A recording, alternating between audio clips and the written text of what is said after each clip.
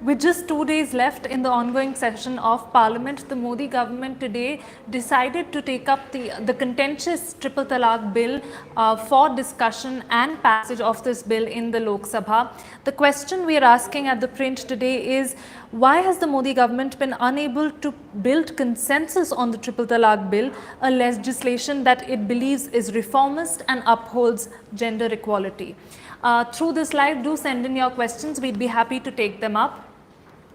Remember this issue of the Triple Talaq bill, and before that the Triple Talaq case in the Supreme Court has been going on for many years now. It started in 2016 when Shaira Banu, a 35-year-old woman, first took the matter to the Supreme Court challenging her own Triple Talaq. She was of course instantaneously divorced by her husband, a practice that she challenged in court. And in 2017, subsequently, the Supreme Court declared the practice as unconstitutional.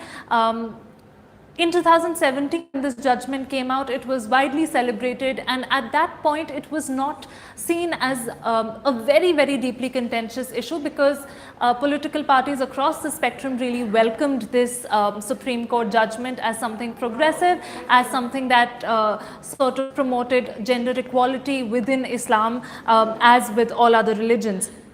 However, in 2017, right before the Gujarat Assembly elections, the Modi government had sought to bring in a legislation to not just have the practice be declared as unconstitutional, because that's something the Supreme Court had already done, but to actually criminalize the practice. And this was this instantly became a very, very divisive issue, because not just other political parties, not just the opposition, but a lot of civil society groups thought that this was one way of targeting the Muslim community, of demonizing the Muslim community, and also criminalizing an act which is actually civil in nature. So divorce of any kind is a civil matter, and the Modi government, the opposition, and several civil society groups, and in fact also a lot of Muslim groups believed, was trying to criminalize this practice and actually have the police get into the homes of Muslim couples. The bill was even then passed in the Lok Sabha thanks to the BJP's brute majority, but remained a contentious issue. It faced, as it continues to face, several roadblocks in the Rajya Sabha, where the government does not have majority. And while the bill has been passed in the Lok Sabha at least twice before this, it has not, the government has not been able to actually conjure up any kind of consensus over this bill, which is why it keeps facing hurdles in Rajya Sabha, with the opposition constantly calling this as an attempt to target the Muslim community. Now today the bill has been introduced again, and given the Modi government's even bigger majority this time, one is absolutely sure that this time around as well the bill will be passed in the Lok Sabha.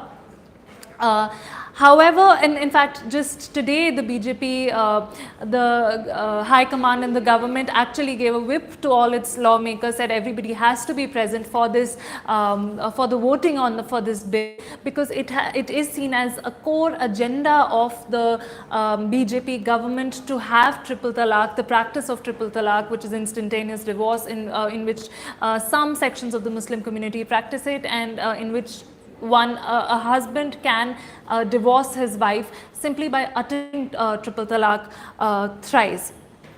However, as expected, the opposition has very clearly stated that it does not support this bill. They believe the bill has to go through the scrutiny of a select committee or of a standing committee. In fact, even not just the opposition, not just the Congress and DMK and left parties, but also and the TMC, but also some of BJP's own key allies like the JDU have sort of expressed some kind of skepticism over the intention of this bill, or maybe not the intention, because they say while the government may not be, may be well intentioned, but the ramifications of this bill can actually prove to be disastrous for the Muslim community, who may be targeted unfairly, and who may be, and Muslim men may be put behind bars simply on the basis of some accusations. Now remember, when the Modi government had first brought about this bill in 2017, in the winter of 2017,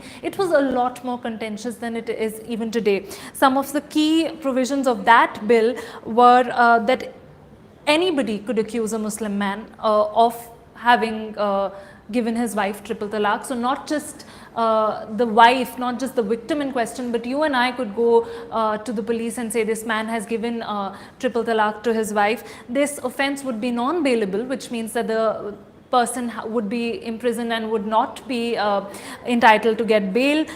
There would be imprisonment for 3 years, and the custody of the children would be with the wife, who would be entitled to a maintenance from the husband, who would still be behind bars. So this was seen as a bit of a contradiction, because how can a husband who is in jail for 3 years be providing maintenance to his wife? However, when the government started getting a lot of opposition and a lot of criticism for this bill, they proposed a somewhat watered down version of this bill in order to ensure that it passes in Rajya Sabha in 2018. So what they did was, they said that, well, okay, not anybody, but only the wife or her relative can actually accuse a man of having given triple talaq.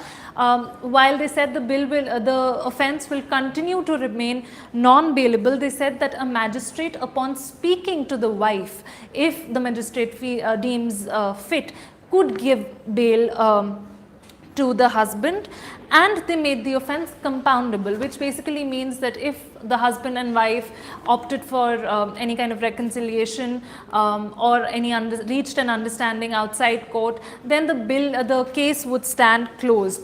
So while the government had perhaps thought that with these changes the opposition would be more amenable to the idea of criminalizing the practice, that did not quite happen, and the opposition has still been accusing the government of deliberately conflating a criminal and a civil matter in order to target one community unfairly.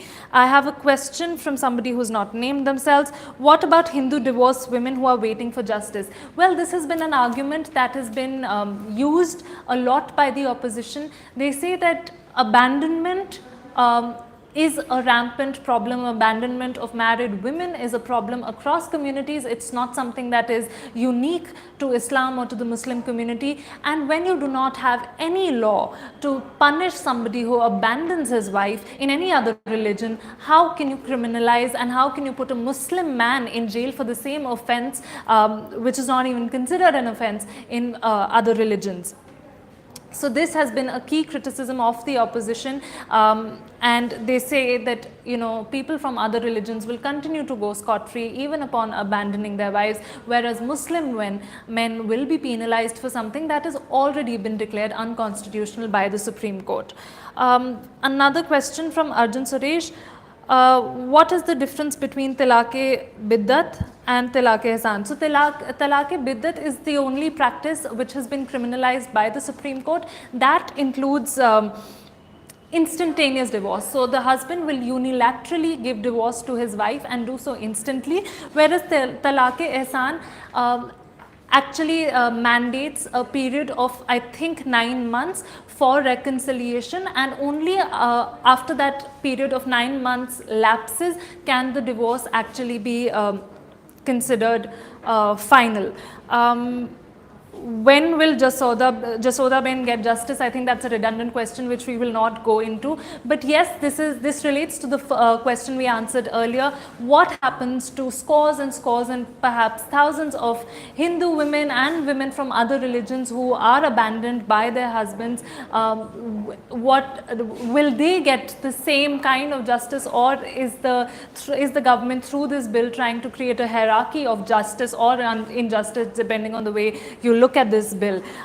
That's all we have for today. The voting is going to perhaps start in a bit, and as I said earlier, that within Lok Sabha, the Modi government will perhaps easily be able to pass this bill yet again, but it is bound to hit roadblocks in the Rajya Sabha, where even its own allies are not quite on board entirely with this deeply contentious bill.